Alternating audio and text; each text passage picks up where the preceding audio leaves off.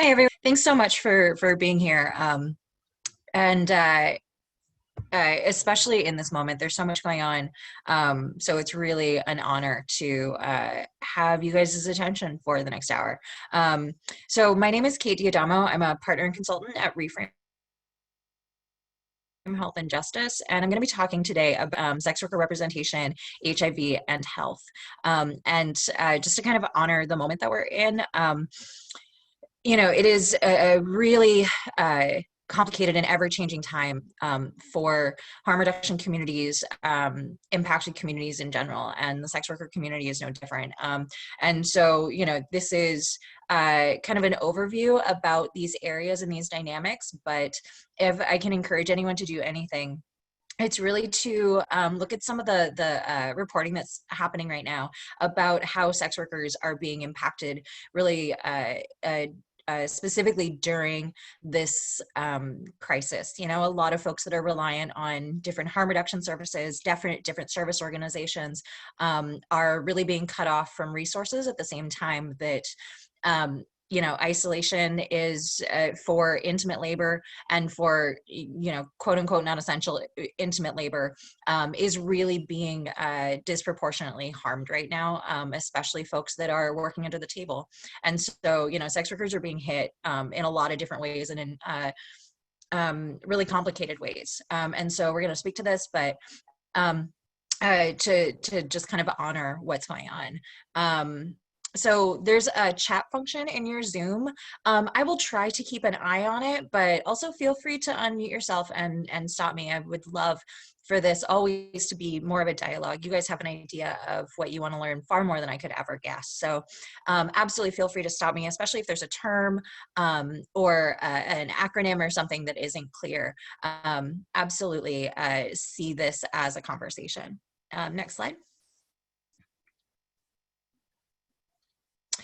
So I work at Reframe Health and Justice, and we are a consulting collective that works really at the intersections of criminal legal reform, harm reduction, and healing justice. All of us have backgrounds in community organizing in some way, shape, or form, especially. Oh, thank you for that. I'm sorry. I didn't realize you guys couldn't unmute. Please shoot something into the chat function, and we will try to keep an eye on that. Thank you for that. We work around different communities accessing harm reduction, and especially come from community-based spaces and looking at trying to shift the paradigms that are impacting our lives. Next slide. So hi, I'm Kate. I use she, they pronouns. Please feel free to get in touch with me afterwards if you have more questions or if there's more resources that I can offer. So just to start, next we're going to be talking about, that was actually perfect. So first we're going to talk a little bit about Sex Work 101 just to get everyone on the same page. And then we're going to talk about sex workers' health and where HIV fits inside that. And then end with a little bit on advocacy and allyship and what that looks like. I, of course, encourage as much conversation as possible. Next slide. So I want us to start off here because we're going to touch on this, but part of what this conversation is going to be is about looking at this statement in particular and talking about why. So this was, The Lancet put out a series in 2014. It's an incredible series of articles. It is very rich in terms of what they look at globally when it comes to the way that HIV impacts sex workers and why sex workers are disproportionately put at risk for HIV transmission, but STI transmission in general. And it touches on a lot of the different aspects of work, a lot of the aspects of why this is true and why they came to the conclusion that decriminalization of sex work worldwide would have the greatest impact on the course of the HIV epidemic. If decriminalization were to happen globally, we could avert 33 to 46% of HIV infections in the next decade, which is it's an incredibly powerful statement to be able to hold that. Not only speaks to the impact of criminalization, the impact of marginalization of people in the sex trade, but also, it's really important to look at sex work not only as kind of a space of HIV transmission. I don't want anyone to walk away from this really looking at sex work as as a vector of disease or a vector of infection, but really to understand the way that sex work and informal labor and this kind of intimate labor is so important to supporting a lot of different marginalized communities, and the impact of systemic marginalization on folks that trade sex is really broader than a lot of the things that we currently really talk about. Next slide. So first and foremost, sex work is the commercial exchange of sexual services for, yes, money or currency, but also of resources more generally. And that is really as broad and as widespread as it sounds. This is it is sometimes as nebulous as a definition as it needs to be. It really refers to a lot of different types of intimate and emotional labor that fulfill a lot of different types of needs. It also means that folks with a lot of different backgrounds are involved in the sex trade. Very often when you hear sex worker, there's one narrative that comes to mind, or maybe a couple of different narratives that come to mind, but it's really important that when we talk about sex work, we're really understanding that, yes, while it is disproportionately impactful to certain identities and certain folks that need access to informal labor, really it doesn't, you can't narrow that down. And so it's really important to remember that when we're talking about sex work and criminalization, we have to have something that is thoughtful to the fact that you're talking about people of all ages. You're talking about older adults, you're talking about young people, you are talking about foreign nationals, and you're talking about folks who are domestic citizens. You are talking about people who are able-bodied, you are talking about people who have a lot of different types of disabilities. There's a lot of different reasons why people are reliant on the sex trade. And so when we're talking especially about advocacy and especially about representation, that we're thoughtful to the fact that when you say sex worker, that really describes someone engaged in a behavior, but not necessarily any specific type of person. And also I say that as a point because we're also talking about, you know, sex work is this exchange. It is something that people engage in. It is not necessarily a term of identity. When you're working with someone or when you're talking to someone who has engaged in commercial or transactional sex, reflect the language that they use to describe themselves, and definitely reflect the language that they use to describe what that experience is for them. Which I'm sure is mirrored in so many of the different areas that folks come to.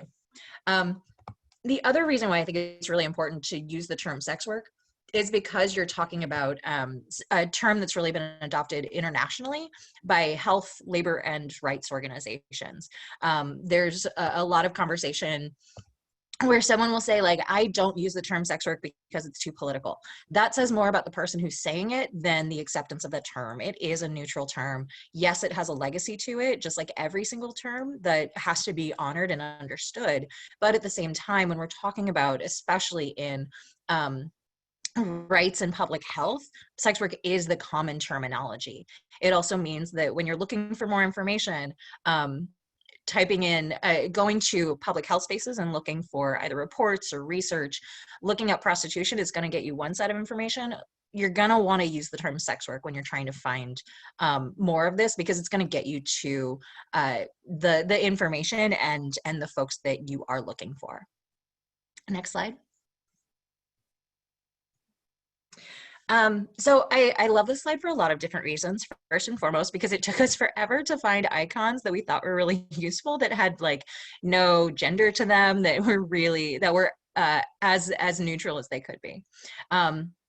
So when we say that it reflects a lot of different types of labor, like the sex industry is an incredibly broad industry. Commercial and transactional sex involves,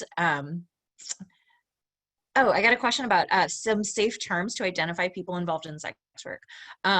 So people are going to use whatever language is really both colloquially comfortable to them, and it's going to reflect a lot of different things. So I would generally, if I'm talking to someone, just literally reflect whatever terminology they utilize to describe themselves and their own experience.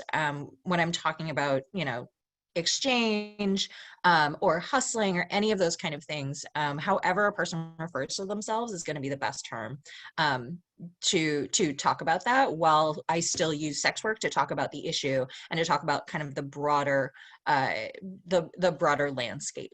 I generally use commercial sex or sex work pretty interchangeably. Also, transactional sex is another really common term. But of course, those are all can be a little clinical sometimes, and so might not reflect how that person understands their experience.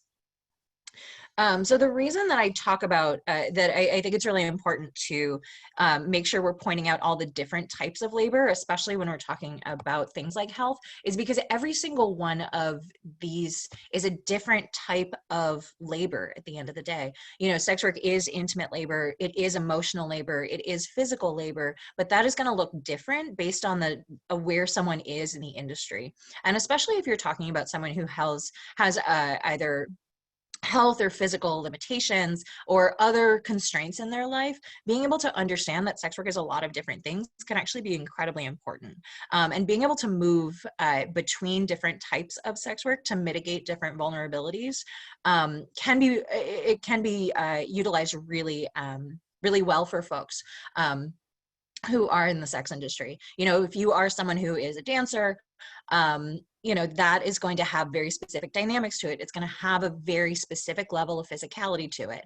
And that I'll talk about a little later in health to get into some of those nuances. But it has a different relationship with transmission of HIV than someone who is perhaps either doing escorting, or doing porn work. And it means that also the regulations of all of these things are going to be important. And so while we're talking about the fact that, you know, structural marginalization and institutional marginalization has a huge impact on people's transmission of HIV and other health concerns, understanding that each of these is going to be regulated probably in a completely different way, and access to and being barred from these different areas is also going to have a different impact on people's health.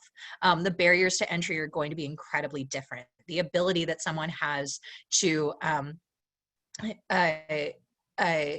utilize different elements of control over their workspace is going to be really, really different in each of these spaces. If you are doing porn work, you're going to have to go through HIV screenings. You're going to have to be regularly tested. You're probably going to have to present those tests. If you're doing like PAV or some kind of other sexual engagement, where that's not going to be true for camming, which has a very, very different set of regulations to it.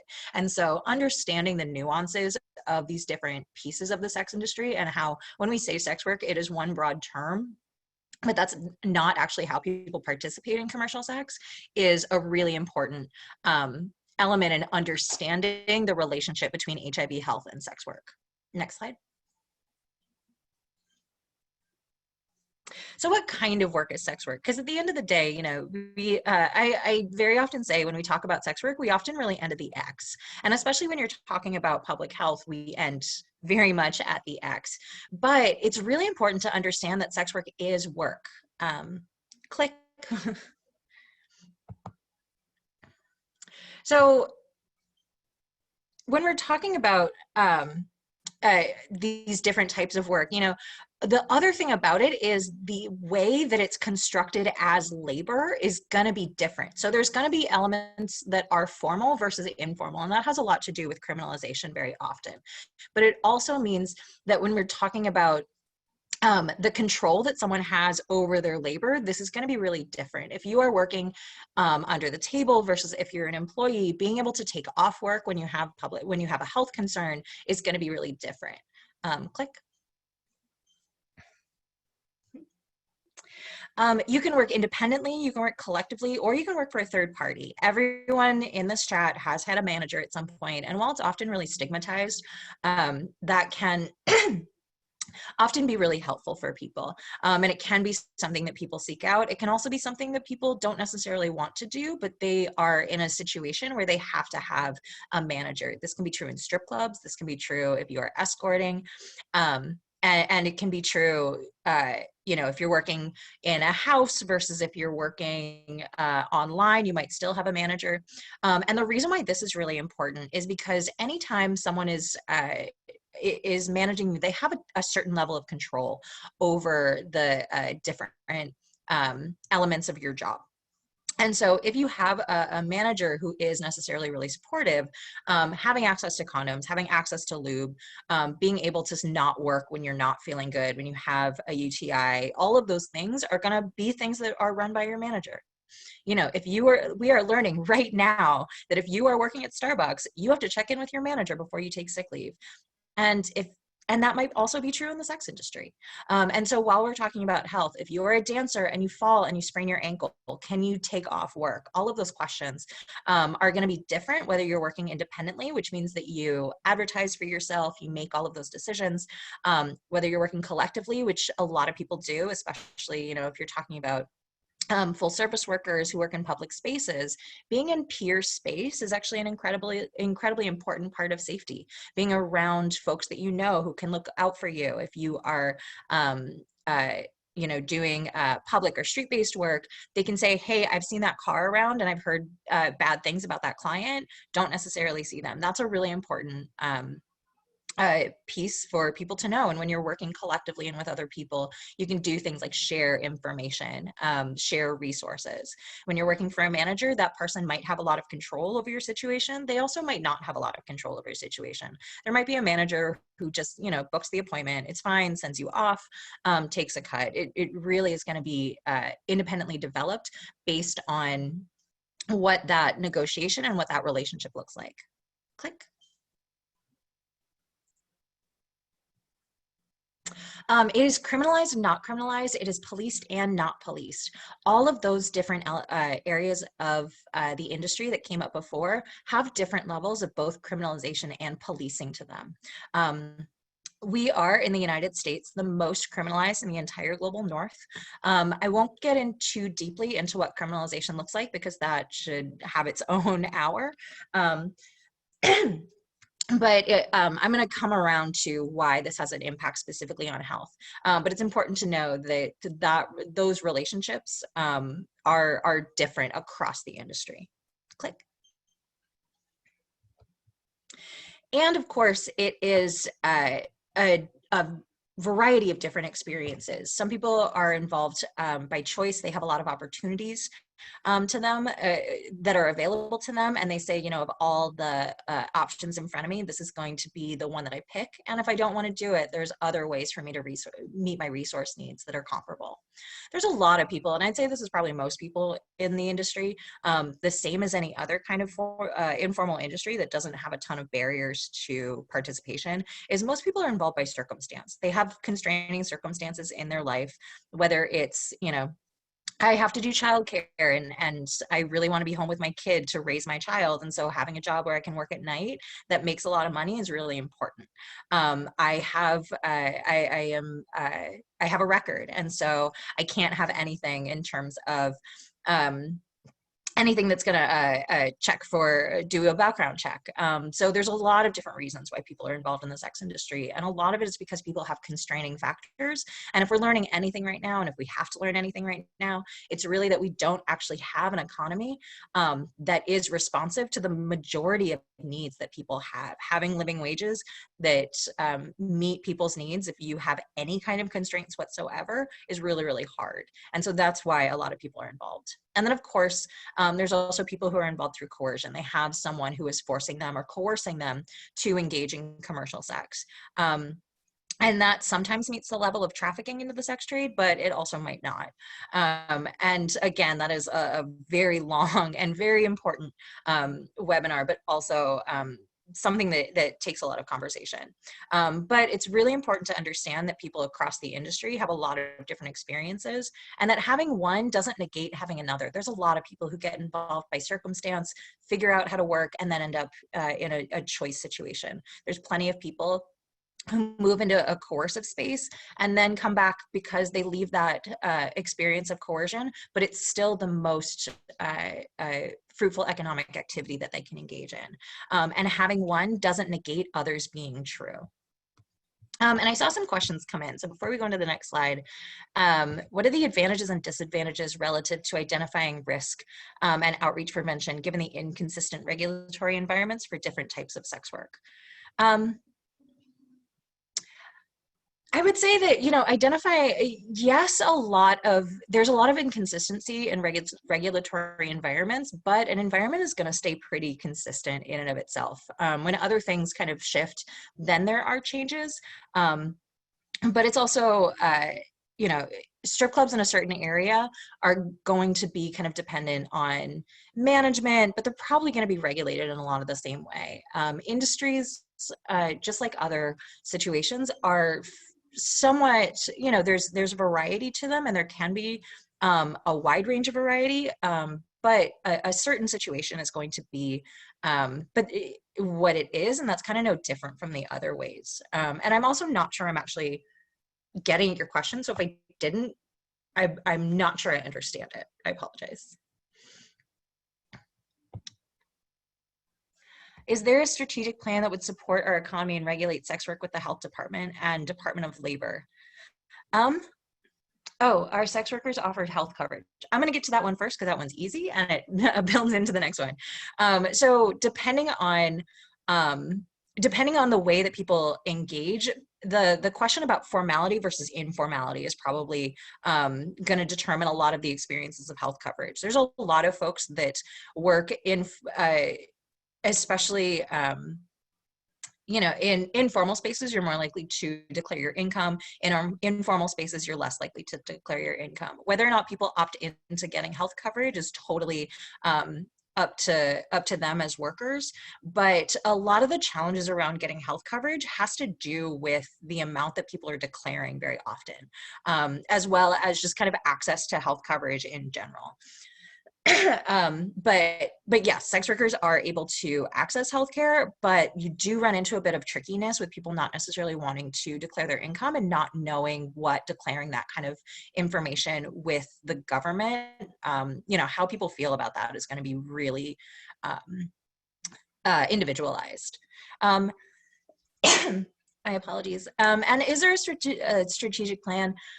There's definitely not a strategic plan. But I think and this again is a longer conversation, I think that, right now, if we're learning so much right now, and we're learning so much about the way that we don't necessarily have an economy that actually meets the needs of folks.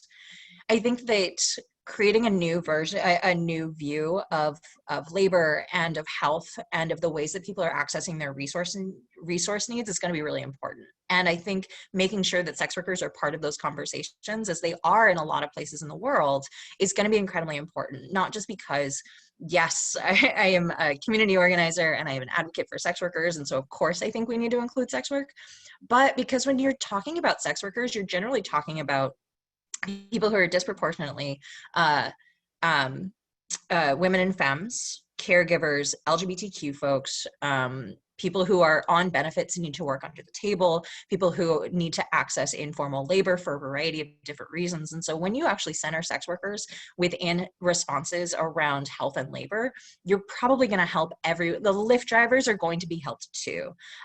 Centering on what is labor that is disproportionately women and femmes of color, come from disadvantaged backgrounds, and are probably caregiving for people, centering that experience in everywhere is really about centering the most marginalized backbones of our community. Next slide. So sex workers, health, and HIV. Next slide.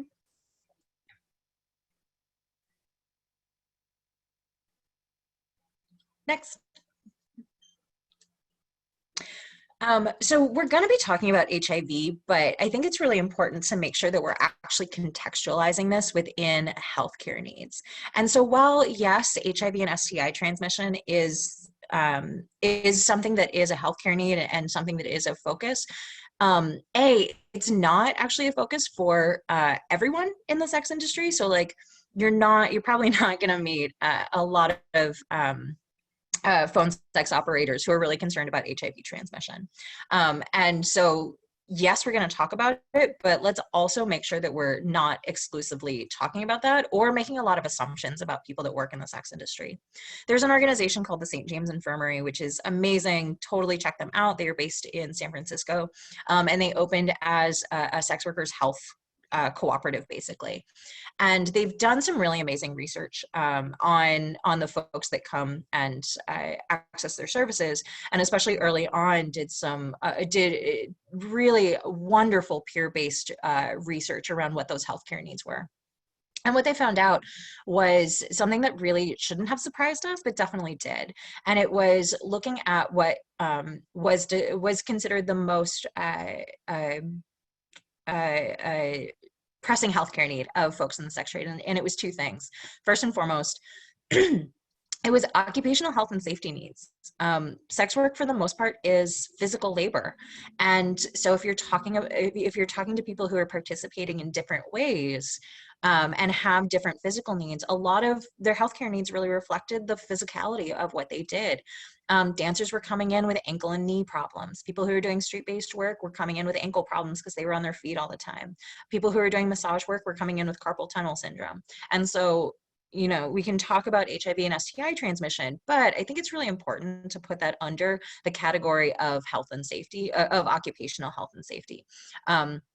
The ability to, and we're going to talk a little bit about this when we talk about criminalization, but the ability to control someone's circumstances is always going to be very determinative of the healthcare risks that they encounter.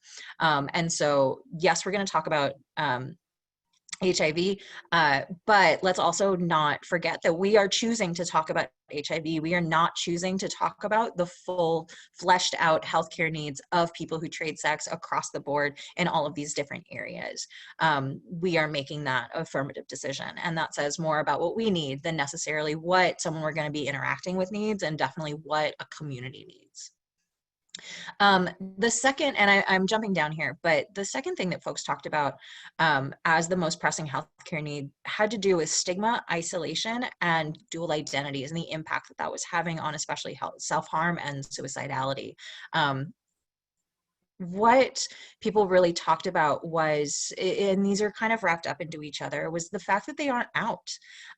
There's a lot of ways that people don't necessarily talk about their experience very often to people who are incredibly, who have incredibly intimate and important relationships to them. There's a lot of sex workers who are not talking to their parents, who are not talking to even their partners necessarily about what they're doing or the full landscape of what they're doing.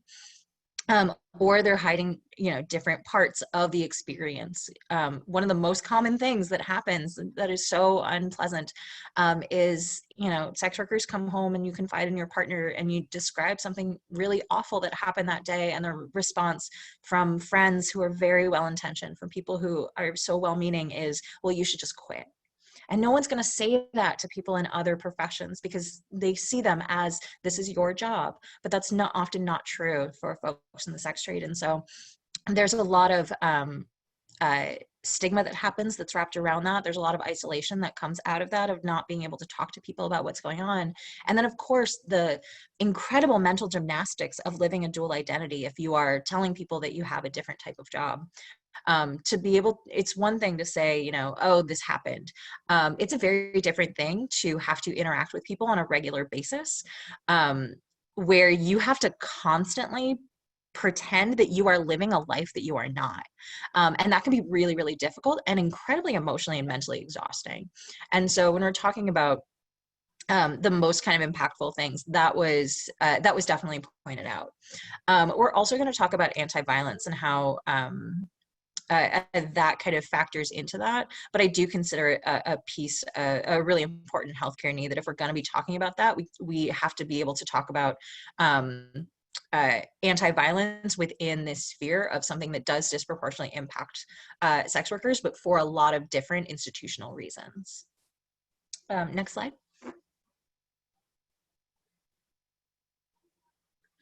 So why are sex workers, and I really encourage people to try to shift their language a little bit. Sex workers are not an at-risk population. Sex workers are a population put at risk. And that language is really important, both for understanding that there's nothing inherent about sex work that makes people more likely to transmit HIV or STIs. It's because of the circumstances under which people are doing sex work.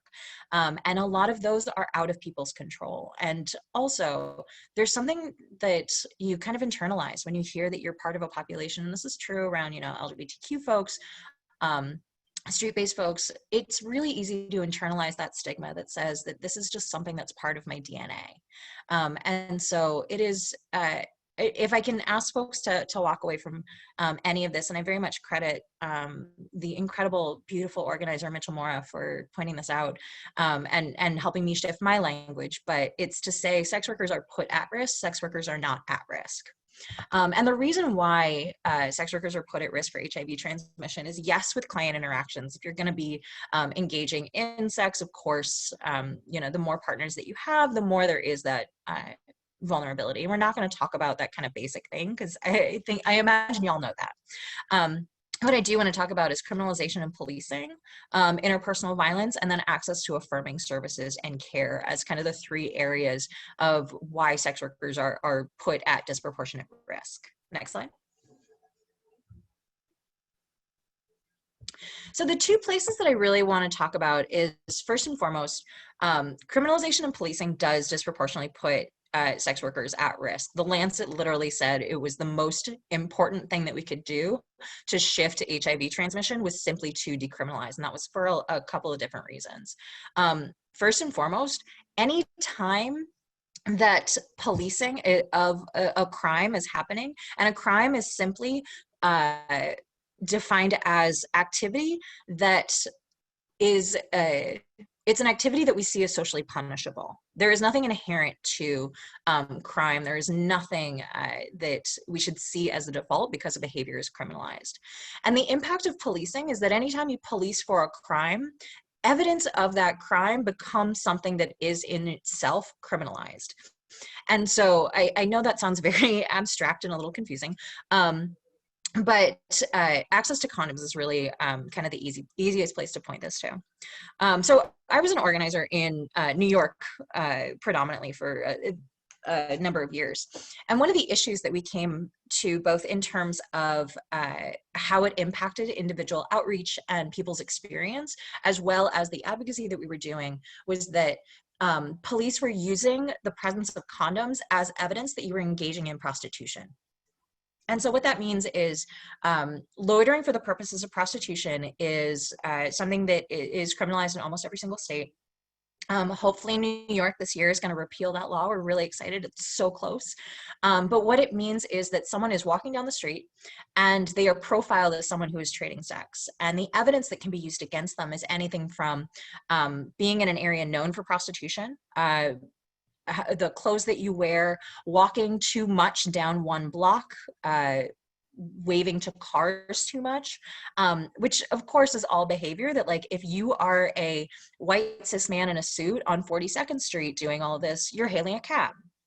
If you are especially a woman of color, a trans woman of color in certain neighborhoods, especially Queens, the Bronx, Brooklyn, in certain areas, you are going to be profiled, you're probably going to be arrested, and because of how a lot of this stuff works, you're probably going to plead down. And so that means that all of those things, all of those elements about you that are used to profile you become evidence of a crime. And so one of the things that we were discovering was that people having condoms on them was being used to arrest, and because people were pleading out and not challenging it, it was enough to get a prostitution charge and conviction. And so it was such a regular practice that there was just community knowledge of saying, oh, you're legally allowed to possess up to 3 condoms. Now, just like wrap your head around that for a second. Like, it was community knowledge that if you had more than 3 condoms on you, that was illegal. And of course, the populations who were most policed for prostitution-related crimes were the ones who were making that decision of saying, I can't carry condoms on me right now because I don't want to charge. And so what we tried to do around advocacy was to literally pass a law simply saying you cannot use the possession of condoms as evidence of prostitution.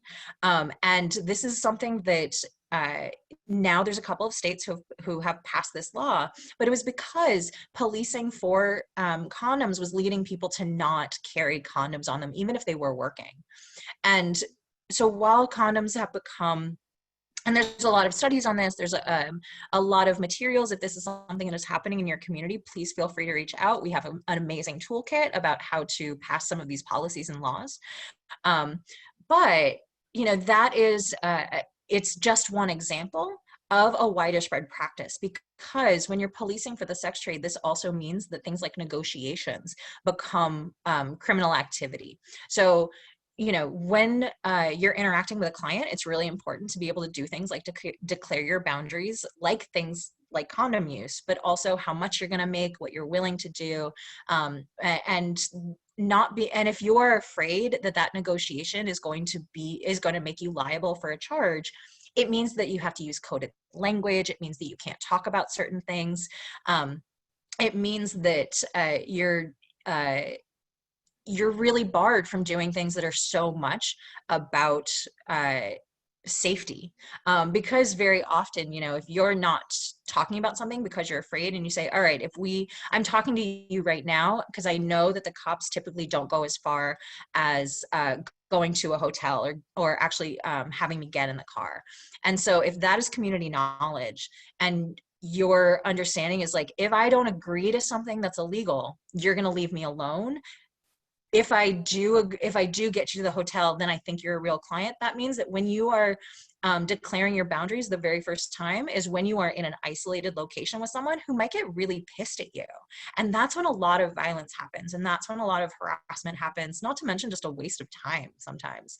But policing means that you can't engage in behavior. And when harm reduction, things like being able to say, no, if we're going to do that, we have to use a condom.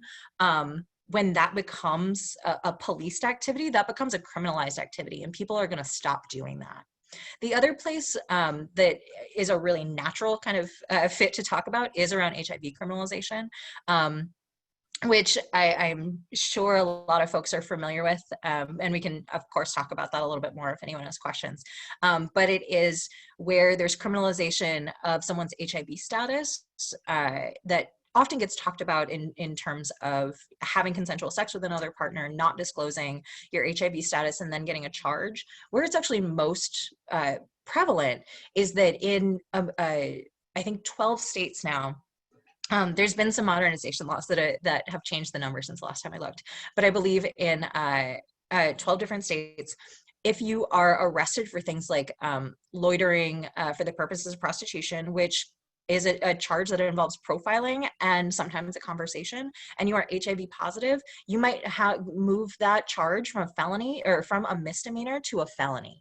And in each of the states where they looked into who's getting charged with HIV criminalization laws, it's been a majority of folks who were trading sex at the time. In California, it was 96% of people who are getting these charges were engaged in sex work at the time, even though those narratives are generally left out of a lot of these conversations. Next slide.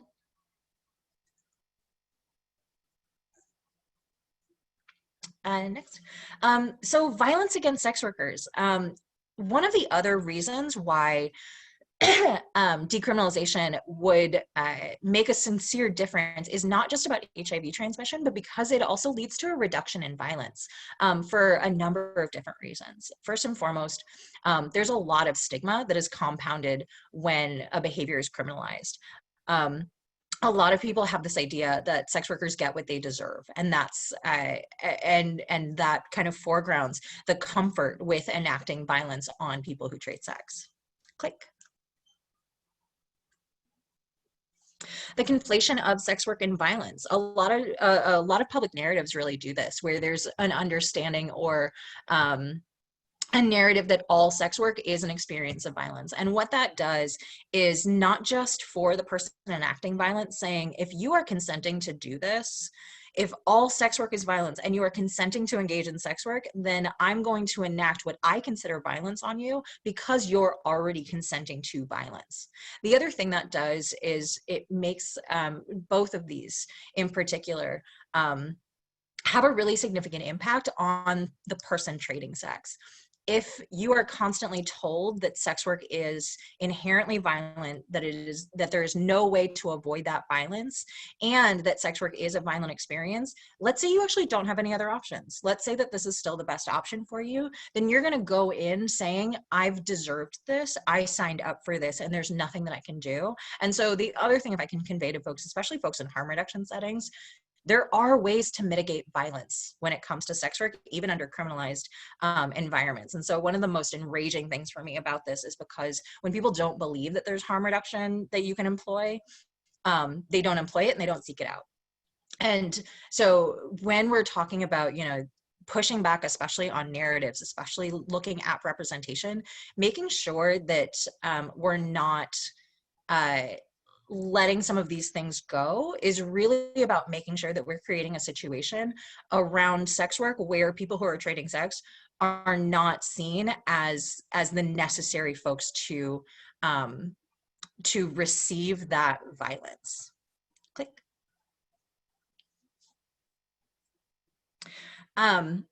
Criminalization creates a target population for victimization.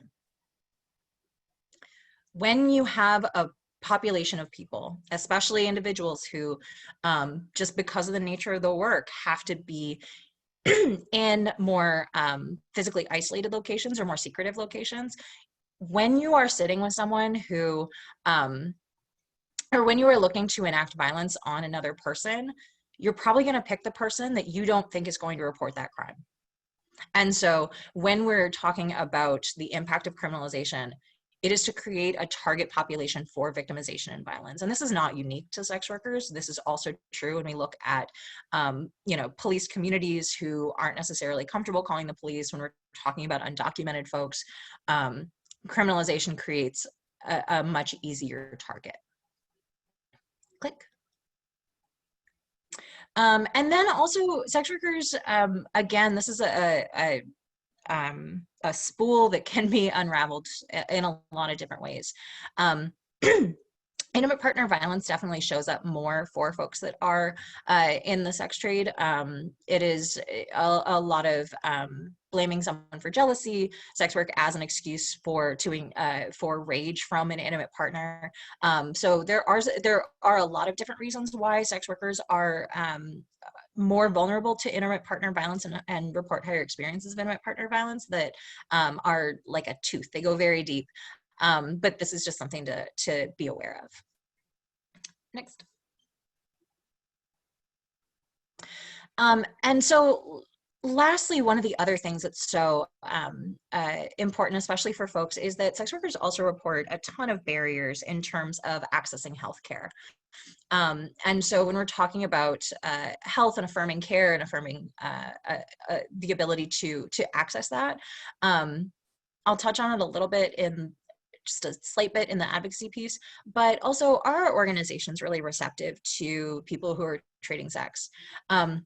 There's another report, and again, I'm happy to share these links and can definitely send out whatever information is there. So one of the amazing organizations that that we developed in New York was an organization called Persist Health Project, which was about community-based access to healthcare and community healthcare responses for specifically folks that trade sex. And the report that came out of there, so when we kind of realized how much trouble everyone was having just getting any kind of care, one of the first things we did was do a series of focus groups of people who are trading sex in New York City and said, are you disclosing? What does that mean? What are your reasons for not disclosing? What are your needs in healthcare that are not being met?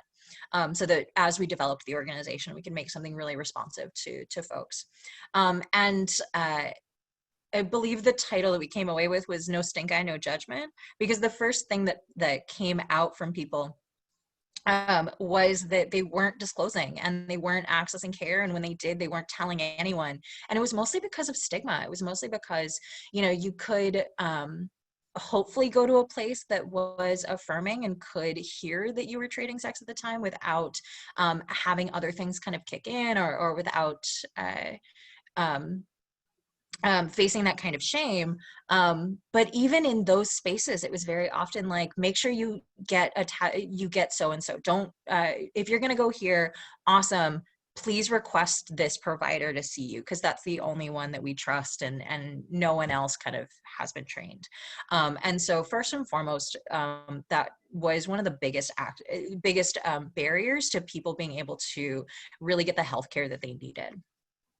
Second was, as someone asked before, medical coverage is really, really, really hard.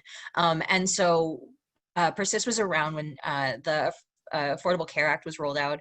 And the reason why I know it was really tricky was because a lot of people didn't know what they qualified for, were nervous about disclosing how much money they were making, and had a lot of inconsistency in that money. And so being able to get care was just a really difficult thing, just like everyone else who's in kind of an unstable economy.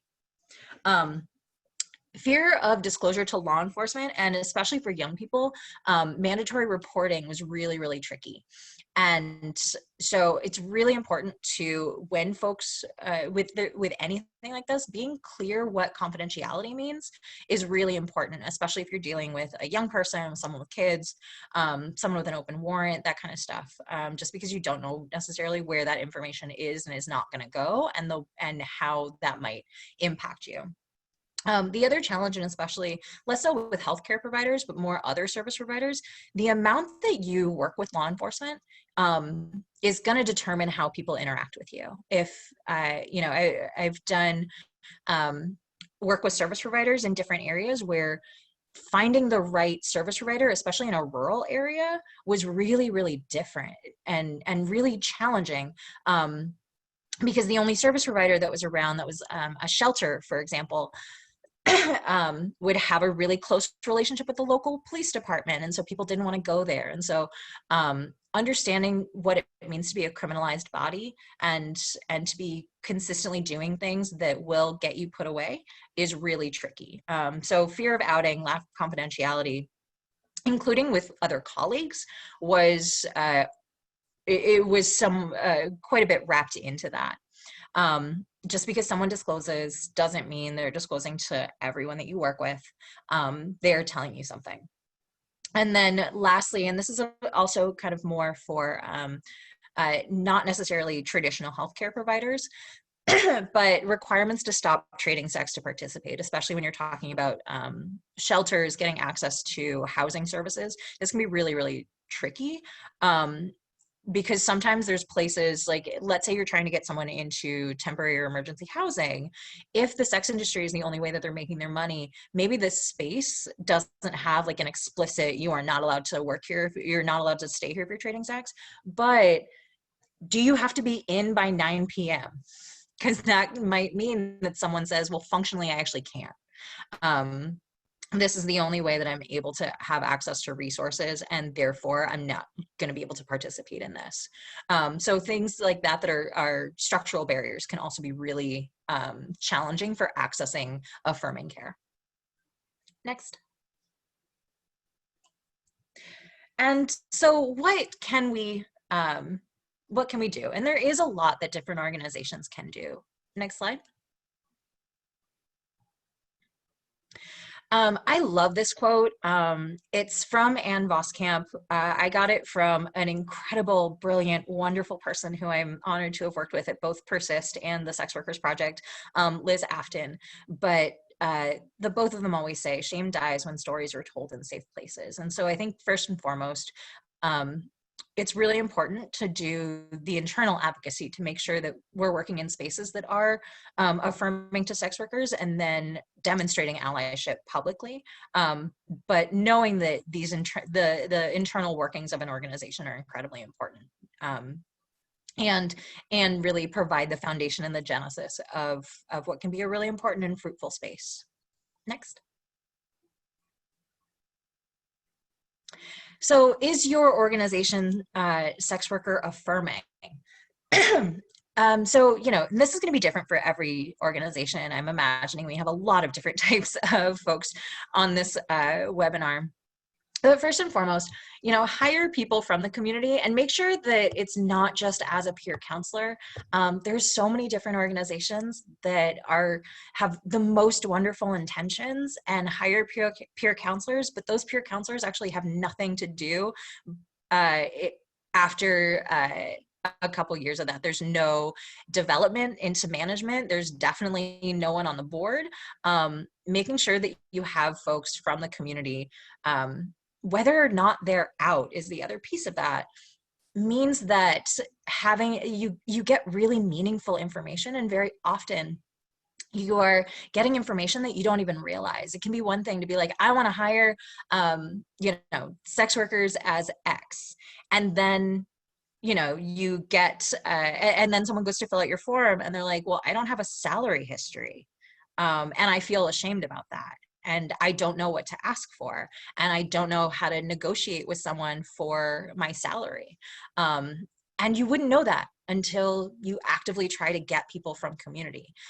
Sometimes you don't realize that the internal practices are not necessarily affirming to experience. I've seen organizations that do victim services work, and the way that they talk about things like sexual violence against sex workers behind the scenes is something where I was like, guys, I am so triggered and I never want to come back here again. And I would never want your clients to know that this is the way that this is being described. And all of that information is such valuable information and can be utilized to really transform organizations internally to be something incredible. Second, confidentiality and disclosure is really, really important. Your clients aren't disclosing to your full organization. They might just be disclosing to you. The people that you hire might not be disclosing to everyone, and they might only be disclosing to you. And so really honoring confidentiality, recognizing that, like, yay, sex work, that is awesome. You can be an advocate and you can be out there and talk about it all the time. And that actually might not be the same as someone wanting that information to be shared either publicly or with other employees. And so it's a really personal thing. Even when we talk about it as an issue, people's personal relationships are different. And so make sure that you're being really thoughtful to this, especially as a really stigmatized and complicated experience for a lot of people. Collaborate with community-based organizations and pay for people's expertise. It's so important. You pay for your IT support, and if someone's going to come in and be like, oh, I am going to go through all of your files and clean them up, and you're going to get a brand new server, and you're all learning about how little I know about actually what IT people do, but you would pay for that. And so, as an organizer, I spent years doing free trainings, and it took a long time to recognize that actually is not appropriate. And so, find it in your training budgets to bring in people from community and really take that feedback seriously and recognize it as an incredible and valuable level of expertise that, especially if they're working with your folks, you're not going to get from any book, any report, any service, other than actually honoring that community knows first and they know best and most intimately. And then, of course, accountability within your organization. And I say this as something that I'm finding more and more, and I ask for grace in being challenged in how I talk about it, because it's something that as different organizations are starting to really collaborate more, internal cultures around stigmatization of the sex trade, around misogyny, around what sexual violence has looked like, are really popping up and becoming incredibly live.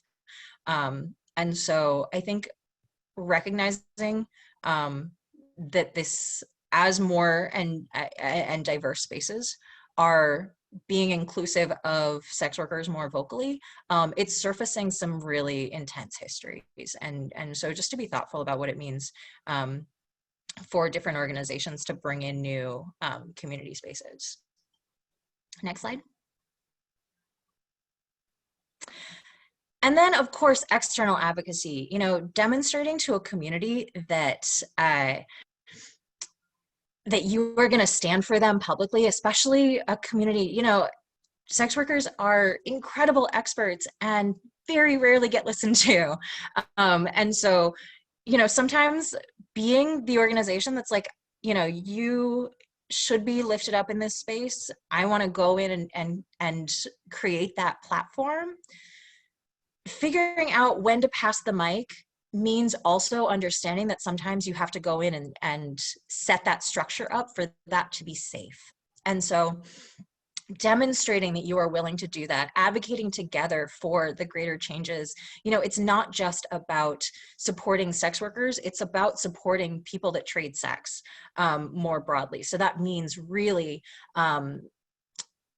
creating that dialogue that says, you know, we're going to do this together, and we understand that like sex work is part of your life, and supporting sex workers is broader than that. It's about medical care for all. It's about looking at, you know, undocumented folks. It's about looking at populations that are reliant on the sex trade and saying, what are your needs more broadly? Next.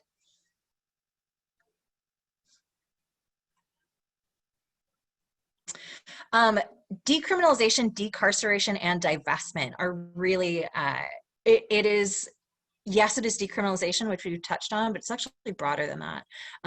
Advocating to decriminalize, which means pulling laws which criminalize transactional sex off the books. And it is amazing how fast this conversation is happening in the United States. There are 4 different jurisdictions right now with full decriminalization bills on the table, which I did not think I was going to be able to say anytime soon. Getting involved in those campaigns is so exciting. And it's not the only thing that we should be talking about. If you pull loitering for the purposes of prostitution off the books, but you still have loitering, people are still going to get charges. And so a fuller and a richer platform of most of the sex worker spaces are going to be spaces that talk about decriminalization within a context of decarceration and divestment from state systems, which marginalize and abuse folks. Next slide. Oh, and this is happening at city, state, and federal levels. Next, stop collaborating with the cops. And yes, I am absolutely certain that not, you know, if anyone actively collaborates with the cops on this call, I would be surprised. This is kind of a broader conversation about, you know, what is your relationship? And this can get really, really tricky when you're dealing with departments of health. What's your relationship with the state? And what's your relationship to especially things like medical surveillance? When we were talking about HIV criminalization, and we didn't delve into it, a lot of the states that are doing some of the worst practices and was violating practices are doing it with complicity from departments of health, and sometimes even with service organizations. One of the trickiest things that I see right now, and that is happening across the country, is that cops will do sting operations on the sex trade and say, it's fine, we have this service provider here. And service providers are often, you know, sometimes they are totally in support. They're really excited about that sting operation to get access to people. Stings should never be how a service organization gets access to people. There are better and more respectful ways that understand the rights of sex workers. Outreach is really important. You don't have to do it with cops. Please don't do ride-alongs. But a lot of service organizations get calls from law enforcement that say, we're going to do this whether you like it or not, and we'll send them to you if we screen, but it's probably better if you screen for healthcare needs or for other service needs. And so service providers are often put in a really, really tricky position around this. And so yes, stop collaborating with cops, but also the history of criminalization of the sex trade has been very much with the complicity, if not the catalyzation, from different public health actors. And this was true in the 1850s when it was syphilis outbreaks. It was true again with syphilis in the 1950s. This has pushed a lot of criminalization of the sex trade. And so understanding your relationship and your organization's relationship with these different entities is going to be really, really important. Next. And of course, a diversity of stories. And this means that, you know, when we tell these stories and when we tell them with care and with nuance and with love, it does have a serious impact. And so if nothing else, it can be really incredible to make sure that you're saying that, you know, our services are inclusive of serving sex workers, and also you're part of our family and you're part of our community and we accept you. And maybe it's not a traditional story about sex work, maybe someone just happens to be a sex worker. All of those things, just let people know that they are not the other, they are someone that you include as part of your community. Next.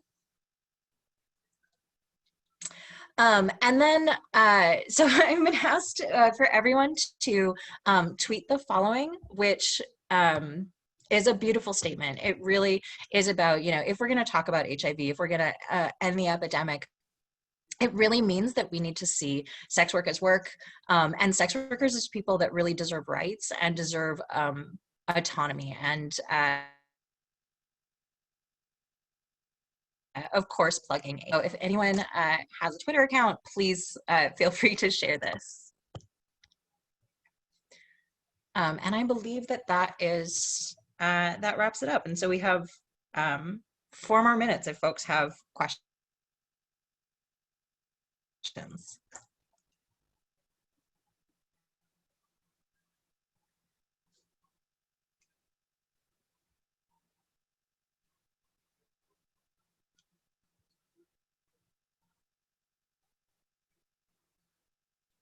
And for a more copy-pastable version, Nora has just put that into the chat.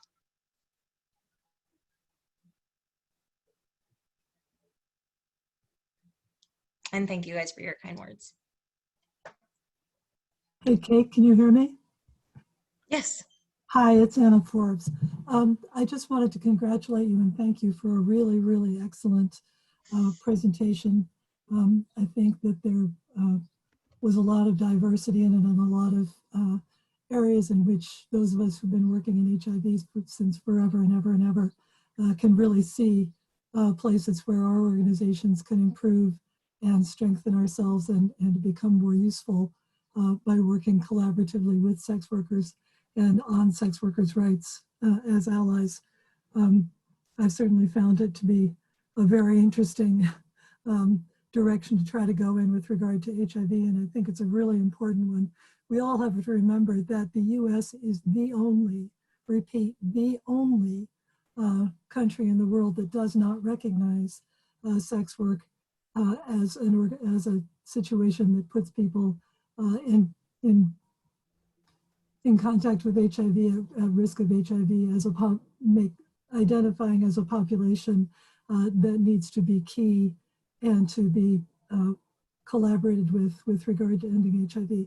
We can change that, but we have to change it from the HIV side in reaching out and learning what we need to learn in order to work with sex workers.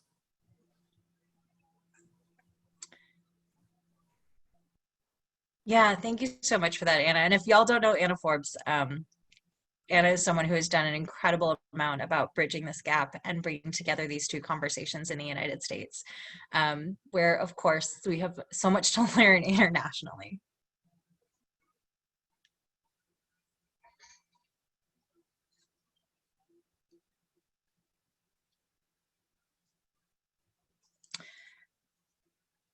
All right, well, it is 2:34. That is, yes, Kate at reframehealthandjustice.com is where you can reach me. I can do my best if you have questions or requests for more information, probably to send you to the actual experts in research out there, but please always feel free to reach out and to see me as a resource. And thank you so much for, in these very precious moments, spending an hour here. I have nothing but gratitude and respect for all of you and for the work that you do. And I hope that you are all staying safe and supported and loved and seen right now. Kate, thank you so much for your time, and thanks to all of our attendees. Look back to the AIDSWatch virtual homepage for the next sessions at the next time slot. Thanks, everyone.